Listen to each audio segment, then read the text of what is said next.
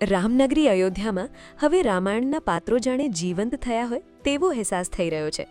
અયોધ્યામાં ખુલેલા નવા વેક્સ મ્યુઝિયમે ભક્તોમાં ભારે ઉત્સાહ જગાવ્યો છે. અહીં પ્રભુ શ્રી રામના ધનુષધારી સ્વરૂપથી લઈને હનુમાનજીની ભક્તિ સુધીના મીણમાંથી કંડારવામાં આવેલી મૂર્તિઓ અને દ્રશ્યો એટલા જીવંત છે કે તમે પોતે ત્રેતાયુગમાં પહોંચી ગયા હો તેવી અનુભૂતિ થશે.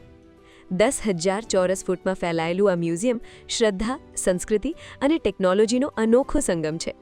સીએમ યોગી આદિત્યનાથ દ્વારા ઉદ્ઘાટન કરાયેલું આ સ્થળ હવે રામ ભક્તો અને પ્રવાસીઓ માટેનું નવું આકર્ષણ બની ગયું છે. 15 करोड़ का प्रोजेक्ट है. फर्स्ट फेज में 8 करोड़ का खर्च हो चुका है. ये बेसिक 10,000 स्क्वायर फीट का बिल्डिंग, उसका अंदर का मूर्तियाँ, रामायण का स्टोरी से जुड़ा हुआ ऐसे बहुत सारे सीन हम लोग क्रिएट करके रखा है. इसमें एक मेन सीक्वेंस है, 25 मेन सीक्वेंस का उधर रेडी है. इसका एंट्री फीस है 200 रुपया, बट 150-150 रुपया हमने एक महीने के लिए ओपनिंग ऑफर रखा हुआ है. જો તમે અયોધ્યા જવાનું પ્લાનિંગ કરતા હો તો આ વેક્સ મ્યુઝિયમની મુલાકાત લેવાનું ચૂકતા નહીં. આ દ્રશ્યોનો લહાવો તો એકવાર તો લેવો જ જોઈએ.